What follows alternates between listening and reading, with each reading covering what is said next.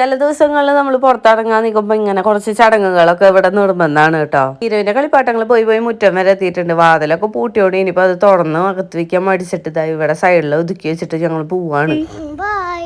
കുട്ടിയുടെ വെക്കേഷനായിട്ട് ഇവിടെ തൊട്ടടുത്തുള്ള സംഭവത്തിക്ക് നമ്മൾ ഇതുവരെ കുട്ടീനെ കൊണ്ടുപോയില്ല എന്ന് പറഞ്ഞാൽ അതൊരു മോശമല്ലേ. കുറച്ച് നാളായിട്ട് നമ്മൾ ഈ പടി കടന്നിട്ട് അതുകൊണ്ട് തന്നെ ഇവിടെ കുറെ പുരോഗമനങ്ങൾ നടന്നിട്ടുണ്ട്. പുതിയ മെഷീൻസ് ഒക്കെ വന്നിട്ടുണ്ട് കേട്ടോ. അതിന്റെ ഒരു ഭാഗമാണ് ഈ ട്രെയിൻ. നീരവിന് 4.5 വയസ്സായിട്ടുള്ളൂ എന്ന് പറഞ്ഞുകൊണ്ട് തന്നെ എന്നെയും കൂടെ കയറ്റിയിട്ട് എനിക്ക് പ്രത്യേകിച്ച് ടിക്കറ്റ് ഒന്നും എടുക്കേണ്ടി വന്നില്ല. അതുകൊണ്ട് ഞങ്ങൾ രണ്ടാളും കൂടെ എൻജോയ് ചെയ്തു. ഈ ട്രെയിനിൽ ഞാനും നീരവും മാത്രമേ ഉള്ളൂ കേട്ടോ. ആ ഏരിയയിലെ മെഷീൻസ് ഒക്കെ കുറച്ച് കോസ്റ്റ്ലി ആയതുകൊണ്ട് നമ്മൾ പിന്നെ ഇപ്പുറത്ത് പാർക്കിലേക്ക് പോന്നു കേട്ടോ. അവിടെയും ടിക്കറ്റ് എടുക്കേണ്ടി വന്നു. നീരവ് മനസ്സോടെയാണ് ഇങ്ങോട്ട് കടന്നത്. പക്ഷെ ഞങ്ങൾക്ക് ഗേറ്റ് തുറന്ന് വന്നപ്പോൾ ഞങ്ങളുടെ കൂട്ടത്തിൽ വേറെ ഏതൊരു കുട്ടിയും കൂടെ ഓടി വന്നിട്ട് ഞങ്ങളെ നോക്കി ചിരിച്ച് കിട്ടാണെന്ന്. പിന്നെ അവൻ്റെ അമ്മ വിളിച്ചുകൊണ്ട് പോയിട്ടോ. ഇവിടെ ബോട്ടിങ്ങും കാര്യങ്ങളൊക്കെ ഉഷാറായിട്ട് തന്നെ നടക്കുന്നുണ്ട്. തൊട്ടപ്പുറത്ത് പുഴയിൽ ആനേനെയും കൂടെ കുളിപ്പിക്കുന്നുണ്ട് കേട്ടോ. നമ്മൾ സാധാരണ ആ ഏരിയയിലാണ് പോയി കളിക്കാറ്. അവിടെ ആകുമ്പോൾ പാർക്ക് എല്ലാ സംഭവങ്ങളും ഫ്രീ ആണ് കേട്ടോ. ഫ്രീ ആയതുകൊണ്ട് മാത്രമല്ല കേട്ടോ, ഇതിനേക്കാളും കൂടുതൽ മെഷീൻസും സംഭവങ്ങളും അപ്പുറത്തുള്ളതുകൊണ്ട് ഞങ്ങൾ അങ്ങോട്ട് പോവാറ്. അങ്ങനെ ഈ ചാടി കളിക്കുന്ന സംഭവത്തിൽ കയറി. ഇത് കുറച്ച് ഡേഞ്ചറാ, പിള്ളേരൊക്കെ മേത്ത് വീഴാൻ തുടങ്ങി. അപ്പം ഞാൻ ഇങ്ങോട്ട് വലിച്ചു കൊണ്ടുവന്നു. ഇനി കയറാത്ത സംഭവങ്ങളിലൊക്കെ മെല്ലെ മെല്ലെ അവനെ പിടിച്ച് കയറ്റി ഊഞ്ഞാലൊക്കെ ആടിപ്പിച്ചു. കഴിഞ്ഞ പ്രാവശ്യം ഇരുത്തി ഇപ്പൊ പിന്നിക്ക് ഒരു വീഴ്ച വീണുട്ട് അതെനിക്ക് ഓർമ്മ വന്നു. അങ്ങനെ